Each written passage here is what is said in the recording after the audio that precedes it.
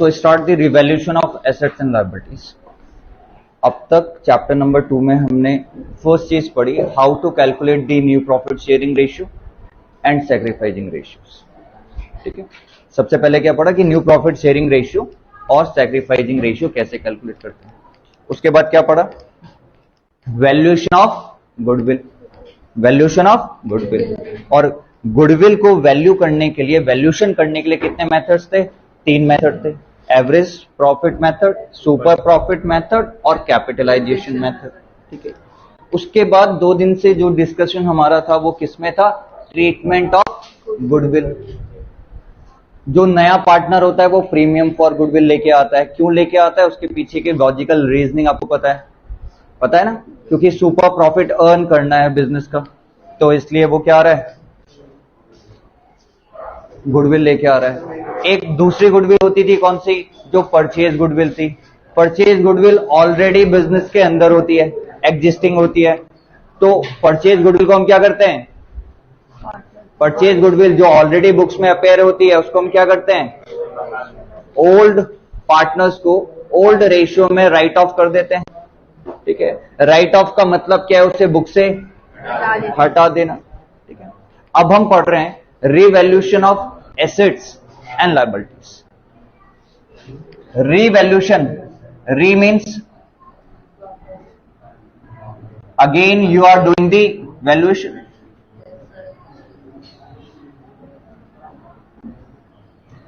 Likewise लोग बस पीछे, अरे क्लास 11th में जब हमने डेप्रिसिएशन चैप्टर पढ़ा था तो उसमें हम क्या करते थे हर साल? वैल्यू फाइंड आउट करते थे। फॉर एग्जांपल 1 अप्रैल 2022 को आपने एक फर्नीचर खरीदा। उस वक्त जब खरीदा उस वक्त उसकी कीमत थी 1 लाख रुपए। एक साल के अंदर आपको पता है कि उस फर्नीचर में क्या लगेगा? डेप्रिसिएशन लगेगा। उसकी वैल्यू क्या आएगी? नीचे आएगी। अब आपको पता है कि 2 मेथड थे, एक था स्ट्रेट लाइन मेथड, एक था डिमिनिशिंग वैल्यू मेथड। तो डेप्रिसिएशन अगर स्ट्रेट लाइन मेथड से लगा 10% के हिसाब से, तो उसकी वैल्यू कितनी डिक्रीज हो गई? 1 लाख का 10% निकालो, 10,000। इसका मतलब 10,000 उस पर डेप्रिसिएशन लगा तो उसकी वैल्यू कितनी हो गई? 90,000। तो 1 लाख के बाद 1 लाख रुपए की जो आपने फर्नीचर खरीदा था वो 1 साल में डेप्रिशिएट हो गया, कितना आ गया? 90। तो आपने क्या किया था? इसका वैल्यूएशन किया था। ठीक है, अब जब तक वो फर्नीचर आपके पास रहेगा, क्या आप हर साल रिवैल्यूएशन करेंगे उस फर्नीचर का या नहीं करेंगे? करते रहेंगे। तो जितने भी एसेट्स हमारे पास होते हैं या जितनी भी लायबिलिटीज फर्म की होती हैं, जो फर्म के ऊपर ऑब्लाइज्ड हैं, क्या हम उनका बार बार रिवैल्यूएशन करते हैं? हर साल करते हैं, नहीं करते हैं? करते रहते हैं, करते रहते हैं। ये समझ आ गया? तो पहले भी रिवैल्यूएशन हमें पता है कि क्या होता है, पता है ना? मेथड पता है, रिवैल्यूएशन होता है। Now look here in the partnership, revaluation of assets and liabilities क्यों करना पड़ रहा है? मतलब यहां पर हम एसेट्स और लायबिलिटीज को फिर से रिवैल्यूएशन करते रहेंगे। क्यों करेंगे? उसके पीछे के रीजन फाइंड आउट करते हैं।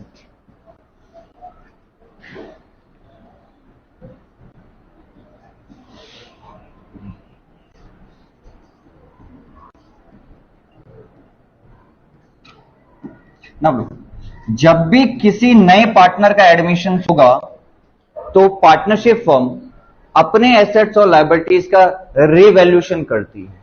क्यों करती है? क्योंकि एसेट्स और लायबिलिटीज की वैल्यू में भी इंक्रीज और डिक्रीज हो सकती है। तो कोई भी एबनॉर्मल प्रॉफिट या फिर कोई लॉस नए वाले पार्टनर को बियर ना करना पड़े, या फिर एग्जिस्टिंग पार्टनर को कोई भी एबनॉर्मल लॉस या प्रॉफिट ना हो, इसीलिए partnership firm revaluation of assets and liabilities करती है। ठीक है, फॉर एग्जांपल हमने बोला कि फर्म स्टार्ट हुई थी, फर्म कमेंस्ड हुई थी 1 अप्रैल 2020 को। ठीक, इस वक्त क्या हुई थी? फर्म बनी थी। फर्म ने इस वक्त एसेट्स खरीदे। क्या एसेट्स खरीदे? मैंने बोला एक फर्नीचर खरीदा और एक मशीन खरीदी। फर्नीचर खरीदा 1 लाख रुपए का, मशीन खरीदी 5 लाख रुपए की। ठीक है। अब एक नया पार्टनर इस पार्टनरशिप फर्म के अंदर एंटर होना चाह रहा है 1 अप्रैल 2022 को, ठीक है। जब ये पार्टनर एडमिट होगा तो ये फर्म के एसेट्स देखेगा, लायबिलिटीज देखेगा, फर्म की बैलेंस शीट देखेगा, प्रॉफिट एंड लॉस अकाउंट देखेगा। तभी तो वो डिसीजन लेके आएगा ना कि मैं कितने शेयर के लिए जाऊं और उस शेयर के लिए कितनी कैपिटल मुझे देनी चाहिए, या फिर प्रीमियम फॉर गुडविल कितना देना चाहिए, ये सब उसे देखना चाहिए। देखिएगा वो ऑब्वियस सी बात है। अगर हम मार्केट में कोई भी चीज खरीदने जाते हैं तो पूरा उसके पर्सपेक्टिव में जाते हैं ना कि ये चीज हमें महंगी तो नहीं पड़ रही, जितनी कीमत है उतनी इसके अंदर वैल्यू एडिशन हो रही है नहीं हो रही है। सो इन द सेम सेंस यहां पर वो पार्टनर क्या करेगा, एसेट्स देखेगा, ठीक है। अब जब वो एसेट्स देखेगा तो आप क्या बताएंगे उसे कि मैंने एक फर्नीचर ले रखा है 1 लाख रुपए का और एक मशीन ले रखी है कितने की, 5 लाख रुपए की। बट क्या जिस दिन वो आ रहा है उस दिन इसकी वैल्यू यही है या इसकी वैल्यू घट चुकी होंगी? घट चुकी होंगी।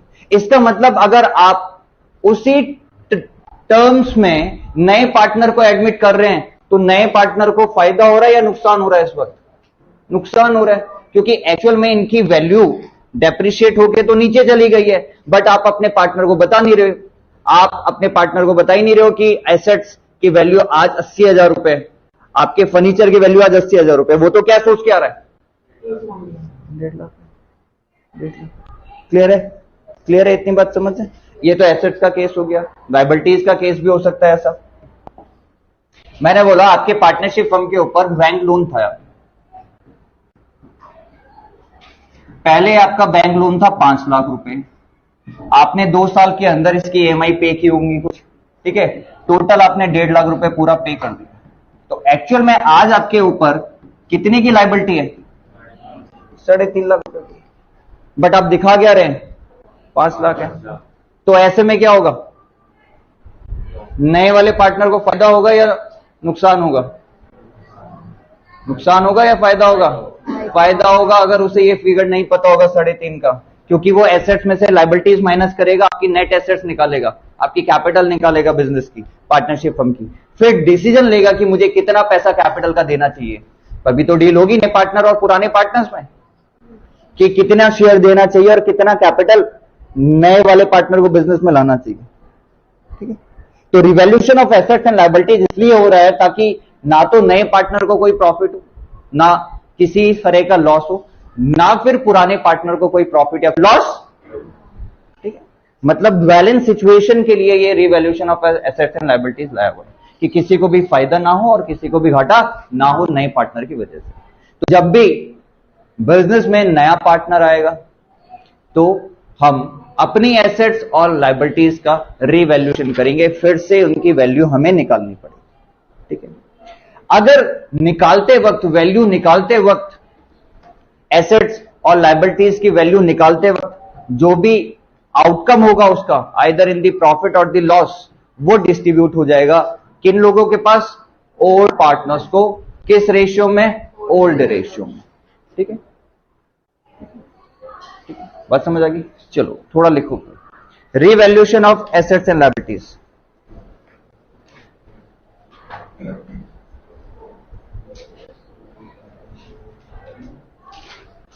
Write down first thing. At the time of admission of a new partner, at the time of admission of a new partner, the assets and the liabilities,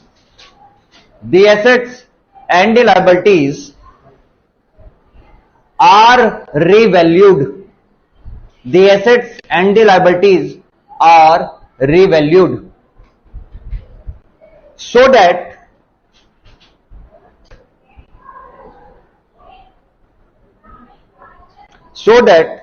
the profit or loss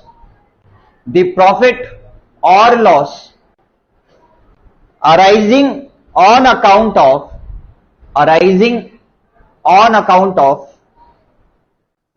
such revaluation, so that the profit or loss arising on account of such revaluation up to the date of admission, up to the date of admissions of a new partner, up to the date of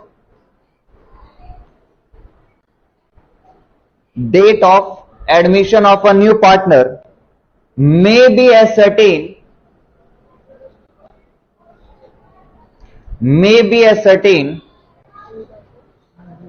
and adjusted in the old partner's capital account and adjusted in the old partner's capital account and adjusted in the old partner's capital account in their old profit sharing ratio,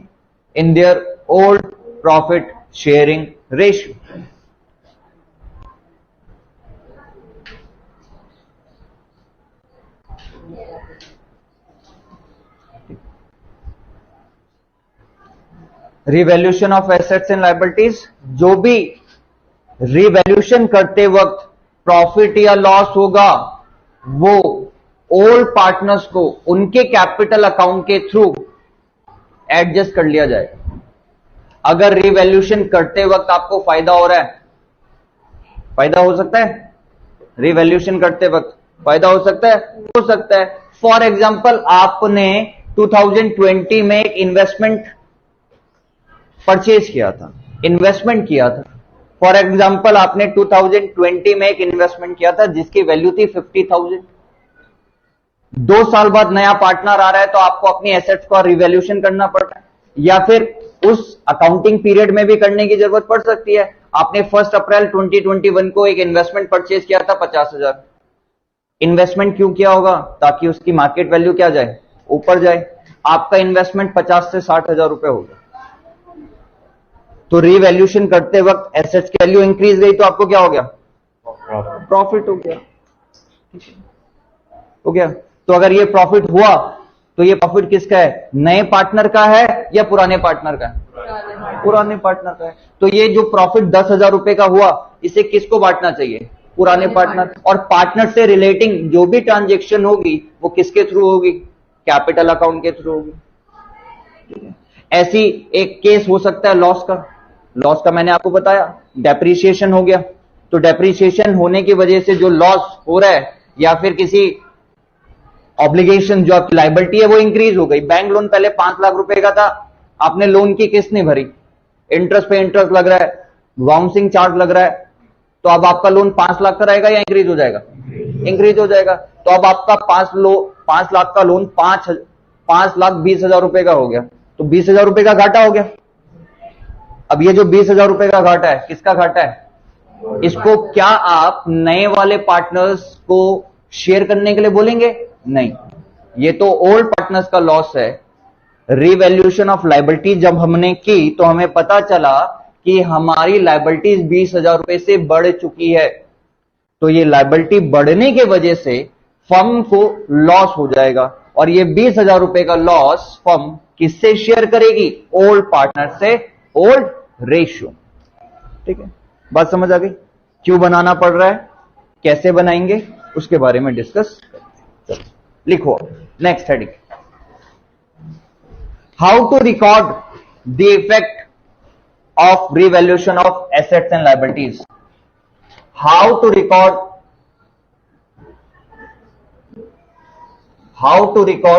the effect of revaluation of assets and liabilities.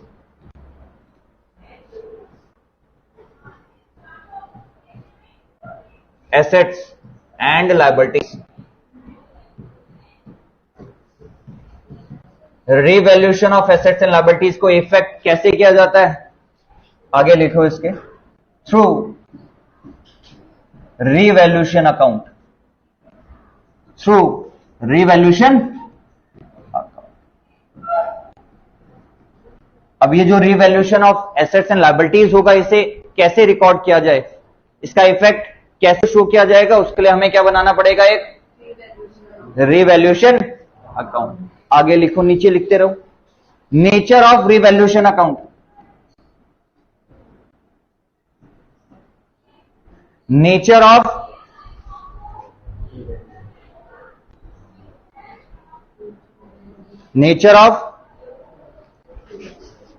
Revaluation account, write down. Nominal, क्या nature है इसका?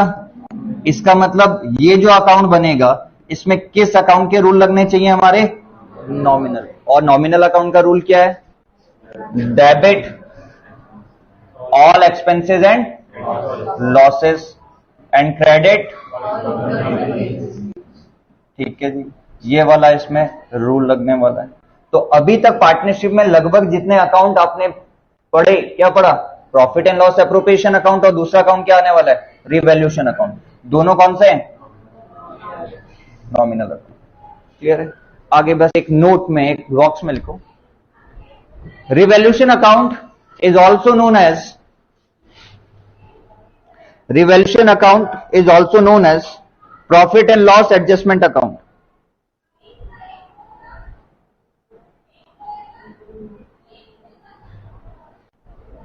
Revaluation account is also known as profit and loss adjustment, ठीक है?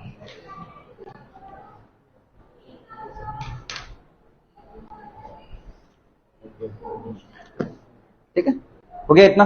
चलो last theory portion इसका खत्म करते हैं। एम और the objective of this account लिखो, objective slash aim of revaluation account. क्या एम है रिवैल्यूएशन अकाउंट का?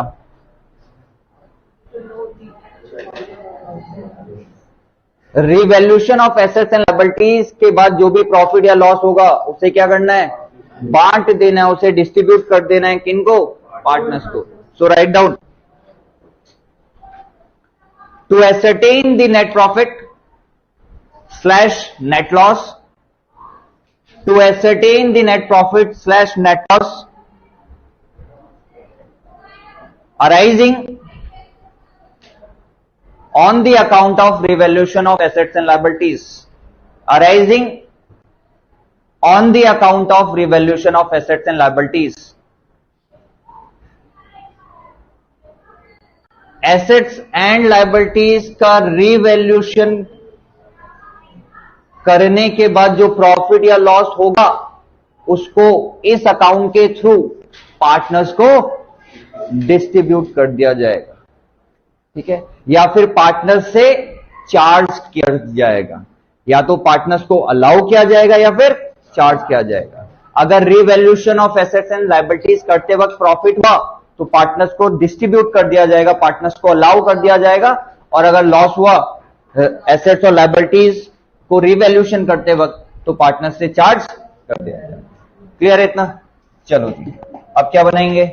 रिवैल्यूएशन अकाउंट का format, write down, format of revaluation account.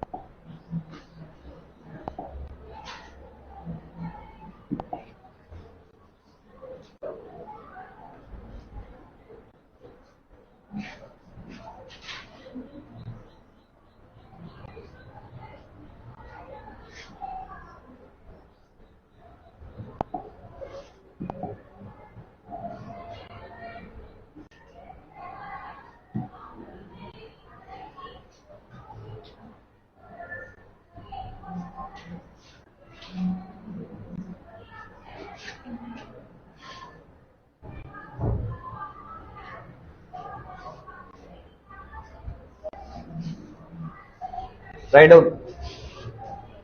Left hand side is known as debit side, particular amount. Right hand side is known as credit side or amount or particular.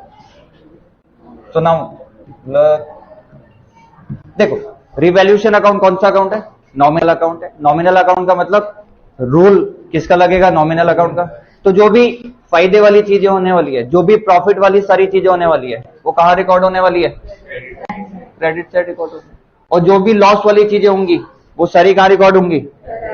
Debit side record होने वाली है। ठीक है, ठीक है, इतनी बात समझ आ रही है?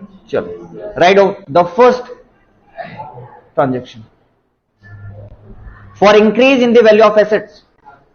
For increase in the value of assets, अगर एसेट्स की वैल्यू इंक्रीज हो तो कहां लिखेंगे?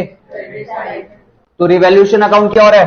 क्रेडिट। और मुझे यहां लिखना पड़ेगा बाय एसेट्स। और अगर स्पेसिफिक है कि वो फर्नीचर है, बिल्डिंग है, प्लांट है, गुडविल, कुछ भी स्पेसिफिक एसेट्स दे रखी होगी तो मुझे क्या करना पड़ेगा? जितने अमाउंट के साथ वो इंक्रीज होगी वो अमाउंट आएगा। फॉर एग्जाम्पल आपके पास था एक फर्नीचर, नहीं फर्नीचर को छोड़ देते हैं, आपके पास थी एक इन्वेस्टमेंट। क्या इन्वेस्टमेंट एसेट्स है? इन्वेस्टमेंट एसेट्स है। पहले इन्वेस्टमेंट थी 50,000, अब लिखा हुआ है इन्वेस्टमेंट इंक्रीज बाय ₹5,000। जो इन्वेस्टमेंट है वो कितने से इंक्रीज हो गई? 5,000 रुपए से। तो अब इन्वेस्टमेंट 50 से होके कितनी हो गई? 55 हो गई, 55 हो गई। तो हमें यहां क्या रिकॉर्ड करना है? जितने से इंक्रीज हो रही है, जो इफेक्ट आ रहा है उस एसेट्स के ऊपर, वो इंक्रीज करना है। कितने से इंक्रीज हुआ? तो हमें यहां लिखना पड़ेगा 5,000। क्लियर? इतनी बात समझ आई? अब जरा ध्यान से सुनते रहना दूसरी बात की ओर। Again, revaluation of assets and liabilities जब हो रहा है तो हम इसे कैसे शो करेंगे? थ्रू रिवैल्यूएशन अकाउंट शो करेंगे। रिवैल्यूएशन अकाउंट पहले बनेगा या जनरल एंट्री पहले बनेगी? जनरल एंट्री पहले बनेगी। तो सबसे पहले क्या होनी चाहिए? General entry. तो ये जो फर्स्ट एंट्री हमने यहां पर की बाय एसेट्स, इसकी क्या जनरल एंट्री बनेगी? अगर एसेट्स इंक्रीज होता है तो रिवैल्यूएशन अकाउंट क्या होता है? अगर एसेट्स इंक्रीज होता है तो रिवैल्यूएशन अकाउंट क्या होता है? क्रेडिट। तो जनरल एंट्री क्या बनेगी? Assets account debit to revaluation account. ठीक है, राइट डाउन फर्स्ट एंट्री, लिखो वहां पर assets account debit to revaluation account.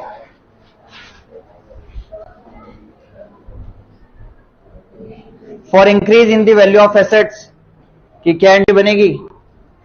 Assets account debit to revaluation account. देखो साथ साथ में चल रहे हैं, हम जनरल एंट्री भी बना रहे हैं, अकाउंट भी देख रहे हैं। ठीक है, अकाउंट समझ आ गया? क्रेडिट हो रहा है ना रिवैल्यूएशन अकाउंट। नेक्स्ट लिखो number 2 point, decrease in the value of assets.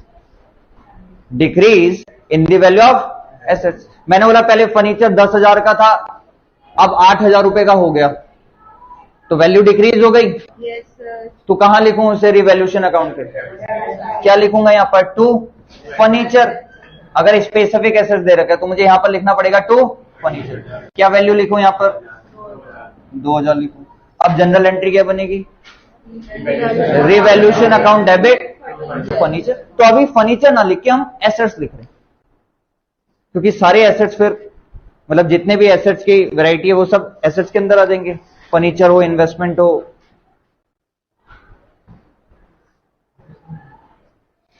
Done.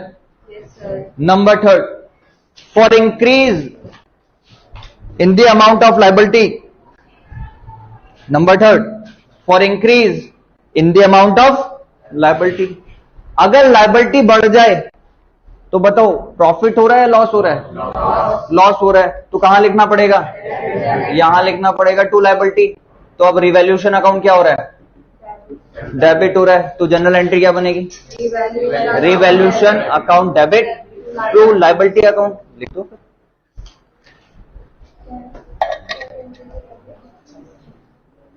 इसके बाद एक और है, बस लास्ट हो गया। इतनी समझ आ रहा है? One of the important account है, बोर्ड में आने वाला है। 2 रिवैल्यूएशन अकाउंट के क्वेश्चन आएंगे। ठीक है जी, कम से कम 2। लास्ट लिखो, for decrease in the amount of liability. For decrease in the amount of liability. अगर लायबिलिटी कम हो जाए, पहले आपके ऊपर क्रेडिटर्स थे 50,000 के, अब आपको पता चला कि एक्चुअल में 50,000 की लायबिलिटी नहीं है, 40,000 की। आपने अपने सामने वाले अंकल से उधार किया हुआ था, 1 महीने से उधार ले रहे थे, आपको लगा कि आपका बिल 6,000 रुपए हो गया। अब आप अंकल के यहां गए जब पेमेंट देने, तो आपको पता चला 6,000 नहीं है, 5,200 रुपए का उधार हो रखा है आपका। अब बताओ, आपके लिए ये फायदा हुआ या नुकसान हुआ? फायदा हुआ। मुझे 50,000 रुपए क्रेडिटर के देने थे, रिकॉर्ड कितने थे? 50,000। वो मुझे 10% का डिस्काउंट दे रहा है। 50,000 का 10% कितना हो गया? 5,000। मुझे बोल रहा है 45,000 रुपए ही देने। तो मेरे लिए क्या होगा? फर्म के लिए क्या होगा? फायदा होगा। तो प्रॉफिट कहां लिखेंगे? यहां लिखेंगे। तो यहां लिखना पड़ेगा मुझे बाय लायबिलिटी, जो स्पेसिफिक है। एंट्री क्या बनाएंगे इसकी? Liability account debit to revaluation account. ठीक है जी, हो गई, इतनी बात हो गई। आज ये 4 एंट्रीज और 4 पैरामीटर, एक लास्ट पीरियड है 8वां, उसमें ये अकाउंट पूरा करें। ठीक है, इतनी बात आ गई समझ? चलो।